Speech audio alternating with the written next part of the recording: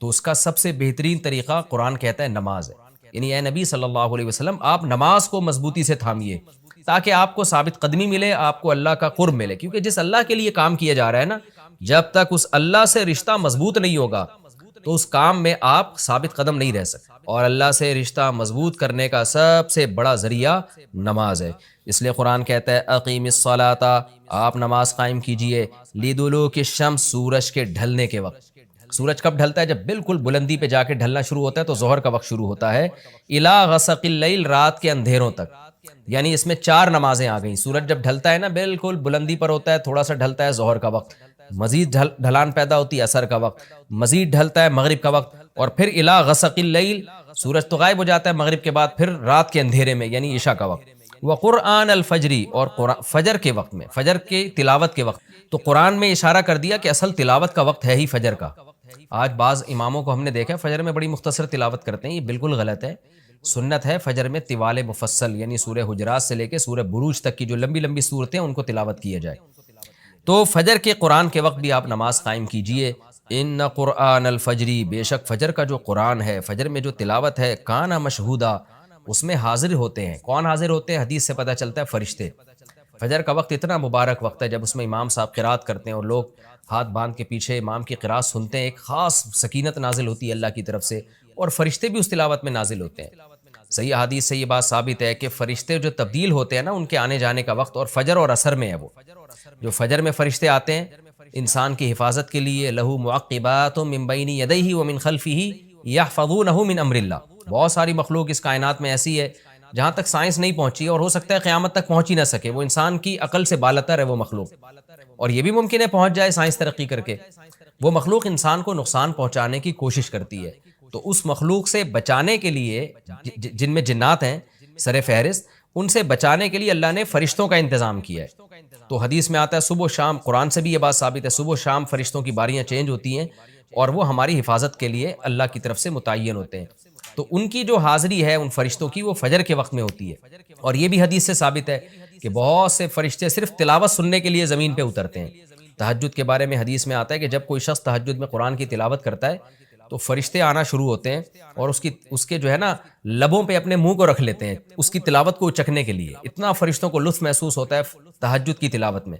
اور پھر وہ تانتا بناتے بناتے جو ہے نا ایک دوسرے پہ سوار ہوتے ہوتے آسمان کی بلندیوں تک پہنچ جاتے ہیں. تو فجر کی نماز میں بھی یہ فضیلت ہے. تو آگے اللہ فرماتے ہیں کہ اللہ نے فجر کی نماز کی فضیلت کو بیان کیا. آگے اللہ فرماتے ہیں وَمِنَ اللَّيْلِ، یہ تو 5 نمازیں ہو گئیں، یہ تو ساری امت پہ فرض ہیں، لیکن رات کے کچھ حصے میں فَتَہَجَّدْ بِهِ، بِهِ کا مطلب اس حصے میں آپ نے تہجد پڑھنی ہے، نافلۃ لک، اے محمد صلی اللہ علیہ وسلم، یہ آپ کے لیے اضافہ ہے. کیا مطلب؟ یا تو نبی صلی اللہ علیہ وسلم پہ 6 نمازیں فرض تھیں، یعنی 5 فرض کے علاوہ تہجد بھی فرض تھی. تو اس لیے قرآن نے کہہ دیا کہ امت پہ تو 5 فرض ہیں نافلۃ لک، لیکن یہ تہجد آپ کے لیے اضافی ہے، یعنی آپ پر 6 نمازیں فرض ہیں. ایک مطلب تو یہ بھی ہو سکتا ہے. اور جو علماء اس کے قائل ہیں کہ نہیں نبی پر تہجد فرض نہیں تھی، تو ان کے نزدیک اس آیت کی تفسیر یہ ہوگی کہ یہ آپ کے لیے ایک اضافہ ہے اللہ کے قرب حاصل کرنے کا. یعنی 5 نمازیں تو پڑھنی ہی پڑھنی ہے، لیکن آپ اللہ کے قرب کے لیے ایک اضافی چیز بھی آپ کو دی جا رہی ہے تاکہ آپ کے درجات اور زیادہ بلند ہو. تو ایسی صورت میں یہ صرف نبی کے ساتھ خاص نہیں ہے، کیونکہ خطاب نبی سے چل رہا ہے اس لیے اللہ نے کہہ دیا آپ کے لیے اضافہ، ورنہ حقیقت میں پوری امت کے لیے یہ اضافہ ہے. آگے اللہ فرماتے ہیں عسیٰ ان یبعثک ربک، امید ہے کہ آپ کو آپ کا رب پہنچا دے مقام محمود تک. یہ مقام محمود کیا ہے؟ شفاعت کبریٰ، یعنی تمام پیغمبر نبی کے پاس آئیں گے کہ آپ سفارش سے آغاز کریں، یعنی سفارش کا آغاز آپ سے ہوگا، پھر آپ صلی اللہ علیہ وسلم سفارش کریں گے. تو یہ ایک سب سے اونچا مقام ہے جو اللہ قیامت کے دن رسول اللہ صلی اللہ علیہ وسلم کو دے گا، اور جس سے آپ کی تمام پیغمبروں پر فضیلت ثابت ہو جائے گی کہ جب تک آپ کی طرف سے شفاعت کی ابتدا نہیں ہوگی کوئی اور پیغمبر سفارش نہیں کریں گے. تو اللہ نبی صلی اللہ علیہ وسلم کو تسلیاں دے رہا ہے کہ یہ مشرکین کا جو آپ کے اوپر بے پناہ دباؤ ہے، جبر ہے، آپ اس میں تسلی رکھیے، آپ نماز قائم کریں اور تہجد کی پابندی کریں.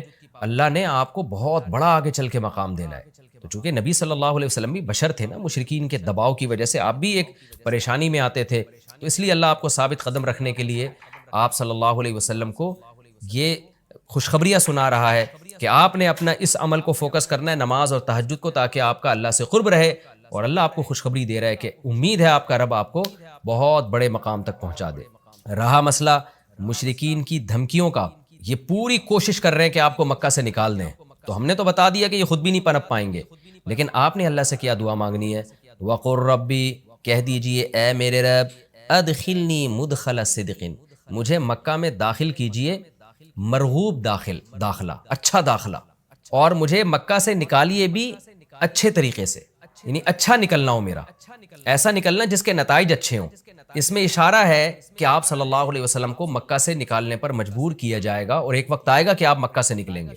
تو اللہ اپنے حبیب صلی اللہ علیہ وسلم کو پہلے سے دعا سکھا رہے ہیں کہ آپ اللہ سے دعا مانگیں، اللہ جب میں نکلوں تو میرا داخلہ بھی اچھے طریقے سے ہو اور میرا نکلنا بھی اچھے طریقے سے ہو، یعنی پسندیدہ نکلنا ہو. سوال پیدا ہوتا ہے نکلنے کا عمل تو پہلے ہے اور مکہ میں داخلے کا عمل بعد میں، تو نکلنے کا تذکرہ پہلے ہونا چاہیے کہ اللہ مکہ سے مجھے اچھی طریقے سے نکال، اور مکہ میں مجھے داخل بھی اچھے طریقے سے کرنا. تو داخلے کا تذکرہ پہلے کیوں؟ تو اس میں بلاغت کا ایک نقطہ ہے کہ پیغمبر کا بنیادی مقصد وہ ہدف ہے جو پیغمبر دنیا میں لے کے آئے ہیں، تو اس کی آغاز تو مکہ سے کرنا ہے جس میں آپ کو بھیجا گیا، جو ابراہیم علیہ السلام کا شہر ہے، جہاں بیت اللہ ہے، اسلام کا مرکز تو اس جگہ سے بننا ہے. تو اس جگہ سے اگر نکالنا ہی مقصد ہے تو یہ جگہ تو رہ گئی نا پھر جو ابراہیم علیہ السلام کا مرکز اور ابراہیم علیہ السلام کی دعائیں تھیں. تو اس لیے اصل مقصد تو یہ کہ مکہ میں داخل میں اچھے طریقے سے ہوں، جو پیغمبر کا مقصد تھا دنیا میں آنے کا، مکہ فتح کر کے داخل ہوں، یہاں مجھے غلبہ ملے، اور یہاں میرا جب داخلہ ہو تو ایسا داخلہ جس کو میں پسند کروں. یہ جو ابھی میں مکہ میں کہیں سفر سے جا کے واپس آتا ہوں، یہ داخلہ وہ داخلہ نہیں ہے جو میں چاہتا ہوں. تو چونکہ مکہ سے نکلنا مقصد نہیں ہے، نکالا اس لیے جا رہا ہے تاکہ داخلہ ایک طاقت کے ساتھ ہو اور اچھے طریقے سے داخلہ ہو، اس لیے اس داخلے کا تذکرہ پہلے کیا جا رہا ہے. ہاں وہ داخلہ اس وقت تک ممکن نہیں ہے جب تک مکہ سے ایک دفعہ آپ کا خروج نہ ہو، تاکہ مدینہ میں ریاست بنے اور آپ 10,000 کا لشکر لے کر فاتحانہ انداز سے مکہ میں داخل ہوں، اور جس مقصد کے لیے اللہ نے آپ کو بھیجا تھا وہ مقصد پورا ہو. تو وہ مقصد نکلے بغیر پورا ہو نہیں سکتا، اس لیے نکلنے کا تذکرہ کر دیا. ورنہ اصل مقصد تو یہ ہے کہ اللہ میں مکہ سے نکلنا نہیں چاہتا، میں مکہ میں داخلہ چاہتا ہوں. داخلہ ایسا ہونا چاہیے مدخل صدق، سچا مرغوب داخلہ ہونا چاہیے. چنانچہ اللہ نے آپ کی دعا قبول کی، اور جب نبی مکہ میں داخل ہوئے نکلنے کے بعد تو کیسا بہترین آپ نے کا داخلہ ہوا کہ 10,000 کا لشکر لے کر آپ گئے، اور مشرکین مکہ آپ سے معافی کی بھیک مانگ رہے تھے. تو یہ مکی آیتیں اس وقت تو ظلم کے پہاڑ توڑے جا رہے تھے، لیکن پیغمبر سے اس طرح کی دعائیں کروائی جا رہی تھیں، وَأَخْرِجْنِي مُخْرَجَ صِدْقٍ، اور اللہ مرغوب نکلنا ہو، یعنی جب میں نکلوں تو بھی میرا اچھا ٹھکانہ ہو. چنانچہ آپ کا نکلنا بھی بڑا اچھا ہوا کہ پورا مدینہ آپ کے استقبال میں کھڑا ہوا تھا.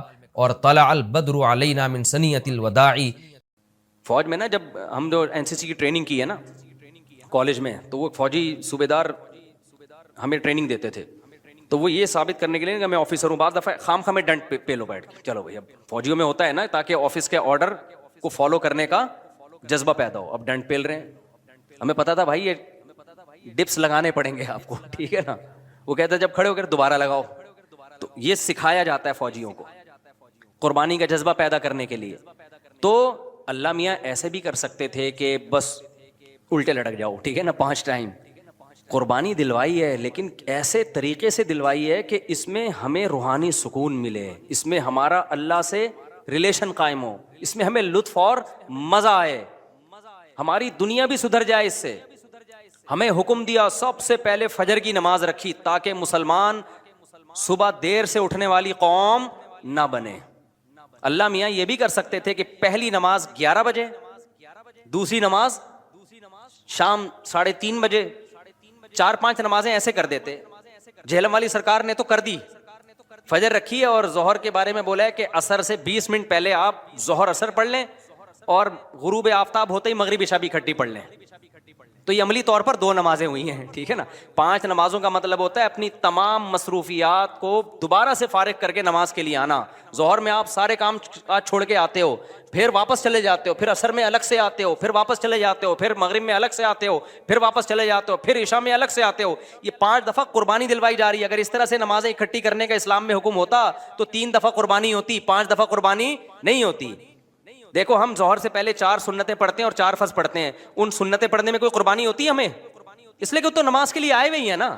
تو اگر ہم 4 فرض کے ساتھ 4 عصر بھی پڑھ لیں تو عصر کی قربانی تھوڑی ہی پھر یہ تو 5 نمازوں کا مطلب ہی 5 ٹائم پہ آنا ہے. اس میں شاپنگ واپنگ ہی تو رکاوٹ بنتی ہے, اور آپ نے شاپنگ کے لیے کہہ دیا اہل حدیث. حالانکہ اہل حدیث یہ مانتے نہیں ہے, لیکن یہ اس کی عادت ہے جہلم والی سرکار کی کہ کسی بھی مسلک میں کوئی بھی الٹا فتویٰ دے رہا ہوگا نا تو اس الٹے مولوی کو لا کے ہائی لائٹ کر کے مسلک کو بدنام کرنا. تو ایک اہل حدیث کا وہ چلایا کہ ایک اہل حدیث کہتے ہیں کہ میں جب 12:30 بجے شاپنگ کے لیے جاتا ہوں نا اپنی بیوی کو لے کے, تو 12:30 بجے ظہر کے ساتھ کیا پڑھ لیتا ہوں. یہ جہلم والی سرکار کا کلپ میں نے خود اپنے کانوں سے سنا ہے کہ 12:30 یا 12 بجے جیسے ہی ظہر کا وقت داخل ہوا تو ظہر کے ساتھ فوراً کیا پڑھ لیتا ہوں, عصر. حالانکہ قرآن میں سورہ نور میں اللہ کیا کہتے ہیں, رجال لا تلہیہم تجارت ولا بیع عن ذکر اللہ و اقام الصلاۃ.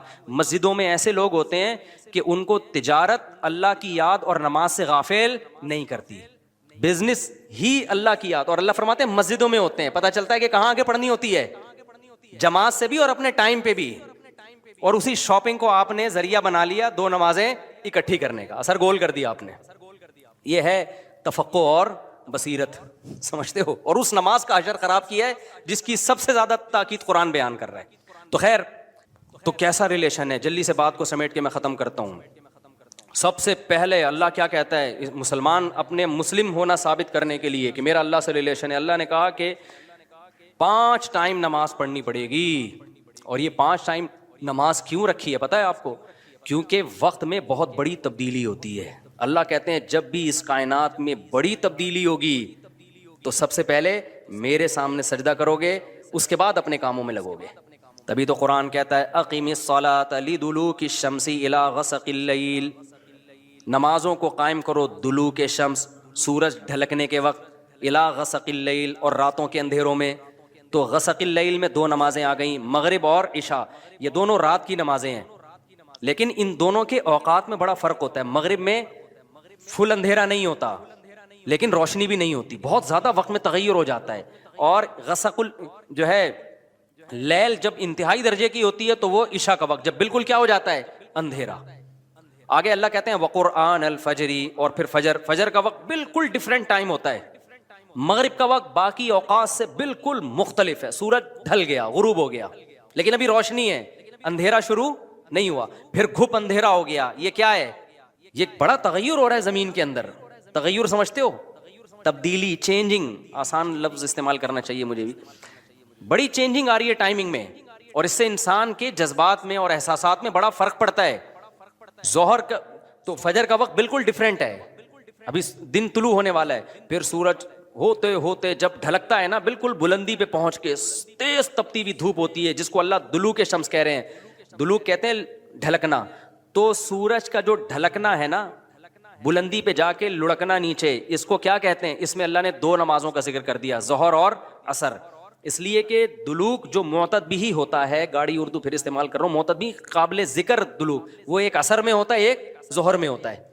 میں نے وہ کلپ ریکارڈ کروایا تھا نا عاقب سعید کو کہ 5 نمازیں اپنے ٹائم پر ہیں, اور یہ قرآن کی عیسائی سے ثابت ہے کہ نمازوں کے 5 ٹائم ہیں, 3 ٹائم کی نمازیں قرآن میں نہیں ہیں. تو اس پہ میں نے کہا تھا کہ دلوک شمس ہے نا, سورج کا ڈھلکنا, تو معتد بھی ڈھلکنا, قابل ذکر ڈھلکنا ایک ظہر کے وقت ہوتا ہے, ایک عصر کے وقت.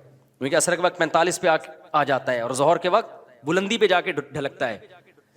تو اس کے نیچے کے لوگوں کے کمنٹس آئے ہوئے تھے کہ اگر قرآن کا یہ مطلب ہے ڈھلکنے کے وقت, تو پھر تو ہر وقت سورج ڈھلک رہا ہے. یہ ہے مجتہدین, یعنی ان کا دعویٰ یہ تھا کہ 3 وقت ہیں نماز کے قرآن میں, ظہر ہے اور عشاء ہے اور فجر ہے. تو 3 وقت سے یہ ثابت کرنا چاہتے ہیں کہ ظہر عصر ملا کے پڑھ لو اور مغرب عشاء ملا کے پڑھ لو. اصل میں 3 ٹائم ہے, یہ غلط ہے. دلوک شمس کا لفظ ہے قرآن میں, اور دلوک سے مطلق دلوک مراد ہے, اور مطلق سے فرد کامل مراد ہوتا ہے, جو معتد بھی. دیکھو فرد کامل کو میں مثال سے سمجھاتا ہوں.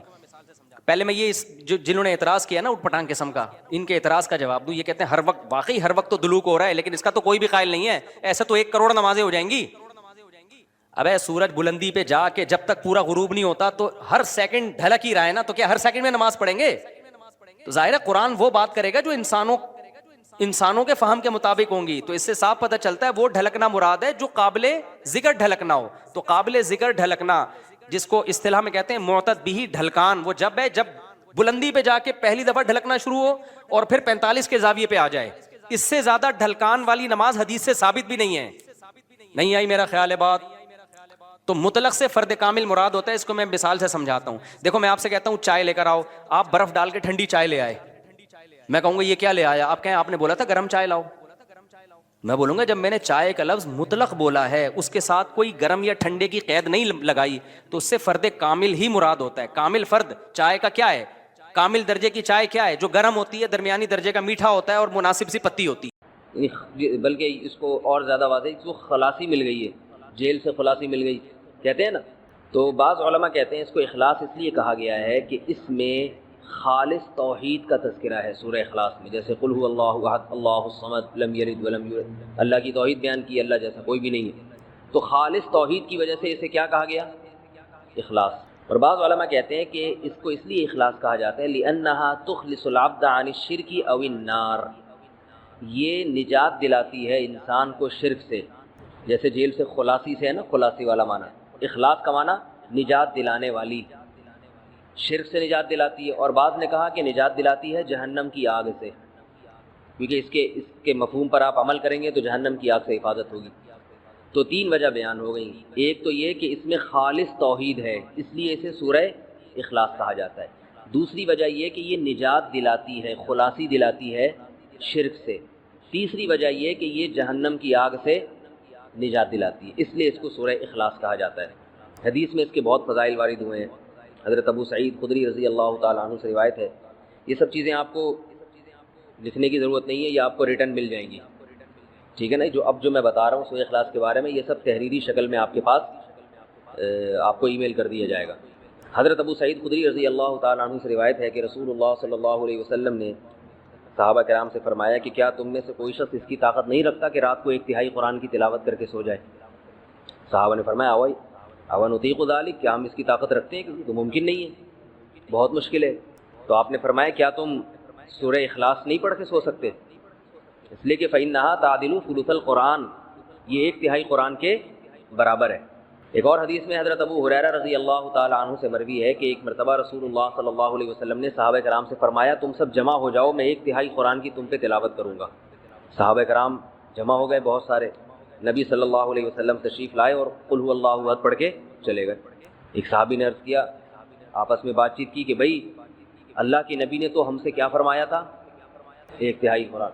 اور میں یہ سمجھتا ہوں کہ یہ اللہ نے آسمان سے کوئی خبر دی تھی کہ نبی 1 تہائی قرآن پڑھیں گے, نبی نے اپنی طرف سے یہ کام نہیں کیا ہوگا, لیکن ہم پر تو 1 تہائی قرآن نہیں پڑھا. تو آپ صلی اللہ علیہ وسلم تشریف لائے اور فرمایا کہ سورہ اخلاص جو میں نے پڑھی ہے یہ 1 تہائی قرآن ہے, اتنی بڑی فضیلت ہے اس کی. اب علماء نے اس کے مطلب بیان کیے کہ 1 تہائی قرآن ہونے کا مطلب کیا ہے. دیکھنے میں تو 1 تہائی قرآن نہیں ہے نا, لیکن 1 تہائی قرآن کا مطلب کیا ہے؟ تو اس کے 2 مطلب بیان کیے گئے ہیں. اس لیے علماء کہتے ہیں جس نے 3 مرتبہ قل هو اللہ احد پڑھ لی اسے 1 قرآن کی تلاوت کا ثواب ملتا ہے. سمجھ رہے؟ جس شخص نے 3 مرتبہ قل هو اللہ احد پڑھی اسے 1 قرآن کی تلاوت کا ثواب. اب اس پر اشکال ہوتا ہے کہ 3 مرتبہ قل هو اللہ پڑھ کے جب 1 قرآن کی تلاوت کا ثواب مل رہا ہے تو الحمد سے لے کے والناس تک قرآن مجید پڑھنے کا فائدہ پھر کیا ہے؟ سوال ہی سمجھ میں نہیں آ رہا, جواب کہاں سے سمجھ میں آئے گا؟ جس قوم کی سمجھ میں سوال ہی نہیں آئے اس قوم کی سمجھ میں آ گیا سوال, آپ کی نہیں آیا بھائی. جب 3 دفعہ قل هو اللہ پڑھنے سے 1 قرآن کا, کیونکہ 1/3 ہے نا, 1 تہائی ہے, تو 3 دفعہ پڑھ لیں گے تو 1 قرآن ہو جائے گی. تو پھر الحمد سے لے کے والناس تک پڑھنے کی کیا ضرورت؟ شکر ہے سمجھ میں آ گیا. اچھا, آواز کی وجہ سے نہیں آیا تھا.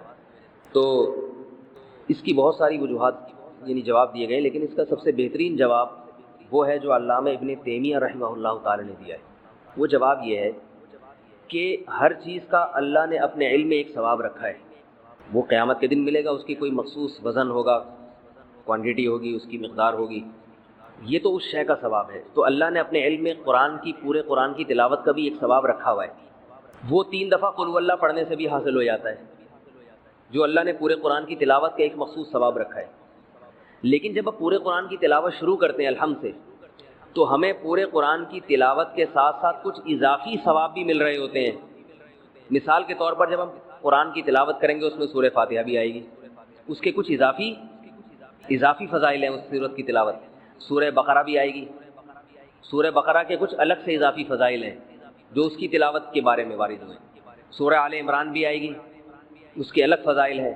پھر قرآن مجید کی جو جنت اور جہنم کی آیتیں آئیں گی آپ کے سامنے, اس سے جو انسان کا دل بنتا ہے, جو واقعات آتے ہیں اس سے جو انسان کو عبرت حاصل ہوتی ہے, یا قرآن کی تلاوت سے اللہ کی جو محبت پیدا ہوتی ہے، یہ ساری اضافی چیزیں ہیں جو پورے قرآن کی تلاوت پہ آپ کو ملیں گی۔ تو سورہ اخلاص 3 دفعہ پڑھنے سے وہ جو اللہ کے علم میں ایک دفعہ قرآن کی تلاوت کا جو اصل ثواب ہے وہ مل جائے گا، لیکن جو اضافی ہیں، فاتحہ کے اضافی فضائل، سورہ بقرہ کے اضافی فضائل، پھر قرآن پڑھنے سے جو اللہ کی محبت اور قرب اضافی، یہ پورا قرآن پڑھے بغیر نہیں حاصل ہو۔ سمجھ گئے بات کو؟ یہ سب سے بہترین جواب ہے۔ اور بعض علماء نے یہ بیان کیا کہ یہ بھی ایک معقول جواب، اچھا جواب سمجھا گیا ہے کہ قرآن مجید میں بنیادی طور پر 3 مضامین بیان کیے گئے ہیں۔ ایک تو عقیدہ توحید کو بیان کیا گیا ہے، شرکی نفی۔ دوسرا قرآن نے بیان کیا ہے احکام، یہ کرو، یہ نہ کرو، یہ حلال ہے، یہ حرام ہے، نماز پڑھو، روزے رکھو، زکوٰۃ دو، زنا مت کرو، وغیرہ وغیرہ۔ یہ ایک قسم کا مضمون ہے۔ اور تیسرا مضمون ہے روز جزا، آخرت قائم ہوگی تمہیں۔ یہ پورے قرآن کا گویا کہ بیسک بنیادی 3 مضامین ہیں۔ تو سورہ فاتحہ میں توحید خالص کو بیان کیا گیا، تو قرآن کے 1/3 ٹاپک کو، 1/3 مضمون کو سورہ اخلاص کور کر دیتی ہے۔ اس لیے اس کو یعنی مضمون کے لحاظ سے، قرآن کے مضامین کے لحاظ سے 1/3 قرآن کہا گیا ہے۔ سمجھ رہے ہیں بات کو کہ نہیں سمجھ رہے؟ ایک چیز ایک لحاظ سے کچھ ہوتی ہے، دوسرے لحاظ سے نہیں ہوتی۔ جیسے میں نے بتایا تھا آپ کو کہ حدیث میں آتا ہے کہ سورہ فاتحہ جیسی کوئی صورت نازل نہیں ہوئی، لیکن حدیث میں آتا ہے سورہ فلق اور سورہ ناس جیسی کوئی صورت نازل نہیں ہوئی۔ تو حدیث ہی میں اس کا دوسری حدیث میں جواب موجود ہے، سورہ فلق سورہ ناس افضل ما یتعوذ بہ المتعوذون، پناہ مانگنے والوں کے لیے، پناہ مانگنے، مختلف قسم کے شر سے پناہ مانگنے والوں کے لیے ایسی صورت نازل نہیں ہوئی۔ تو رقیہ کے لحاظ سے سب سے افضل سورہ فلق اور سورہ ناس۔ تو ایک چیز ایک لحاظ سے افضل ہوتی ہے، دوسرے لحاظ سے افضل نہیں ہوتی وہ۔ تو اس لحاظ سے ایک سورہ اخلاص کو کیا کہا گیا؟ سب سے بہترین سورت۔ تو حدیث میں آتا ہے رسول اللہ صلی اللہ علیہ وسلم کے دور میں صحابہ کرام ایک دفعہ سفر پہ گئے، تو ایک شخص امامت کیا کرتے تھے ان میں، وہ ہر رکعت میں قل اللہ احد ہی پڑھتے تھے۔ ہر رکعت میں کیا پڑھ رہے ہیں؟ صحابہ کو سوال پیدا ہوئی ہے، بھئی یہ کوئی اور صورت پڑھتے ہی نہیں۔ صحابہ نے نبی صلی اللہ علیہ وسلم سے تذکرہ کیا، آپ نے ان صحابی کو بلایا، تم کیوں پڑھ رہے ہو؟ انہوں نے فرمایا کہ مجھے اس صورت سے محبت ہے، مجھے اس صورت سے محبت ہے۔ حدیث آپ صلی اللہ علیہ وسلم نے فرمایا جس کا مفہوم ہے جنت کی بشارت دی آپ صلی اللہ علیہ وسلم نے کہ تمہیں اس صورت سے محبت ہے، تو اس پر آپ صلی اللہ علیہ وسلم نے ان کو جنت کی بشارت دی، کیونکہ اس صورت سے محبت ہونا کس کی علامت ہے؟ کہ اللہ کی توحید سے محبت، اور یہ اللہ سے سچی محبت کی علامت۔ تو اس لیے اگر کوئی ہر رکعت میں سورہ اخلاص پڑھتا ہے تو بھی ٹھیک ہے۔ البتہ نبی صلی اللہ علیہ وسلم کی جو عام سنت ہے وہ یہ کہ رکعتوں میں آپ الگ الگ صورتیں پڑھا کرتے تھے۔ اس لیے علماء کہتے ہیں کبھی جوش میں انسان نوافل میں ساری رکعتوں میں قل اللہ پڑھ لے، جوش محبت میں ٹھیک ہے، لیکن عام معمول اسی کا بنانا چاہیے جو نبی صلی اللہ علیہ وسلم کا اپنا معمول تھا۔ وہ کیا تھا کہ مختلف صورتوں میں مختلف رکعتوں میں مختلف صورتیں آپ صلی اللہ علیہ وسلم پڑھا کرتے تھے۔ حدیث میں رسول اللہ صلی اللہ علیہ وسلم رات کو سونے سے پہلے سورہ فلق اور سورہ ناس کے ساتھ قل هو اللہ احد کی تلاوت بھی کیا کرتے تھے، یہ بھی حدیث میں اس کی فضیلت آئی ہے۔ ایک حدیث میں آتا ہے رسول اللہ صلی اللہ علیہ وسلم نے فرمایا، حضرت ابو ہریرہ رضی اللہ تعالیٰ عنہ سے مروی ہے کہ نبی صلی اللہ علیہ وسلم نے فرمایا کہ اللہ تعالیٰ ارشاد فرماتے ہیں، جب نبی یوں کہتے ہیں کہ اللہ نے ارشاد فرمایا تو ایسی حدیث کو حدیث قدسی کہا جاتا ہے کہ اللہ تعالیٰ فرماتے ہیں کہ کذبنی عبدی ولم یکن لہ ذلک، میرے بندوں نے مجھے جھٹلایا، حالانکہ میرے بندوں کے لائق یہ نہیں تھا کہ مجھے جھٹلاتے۔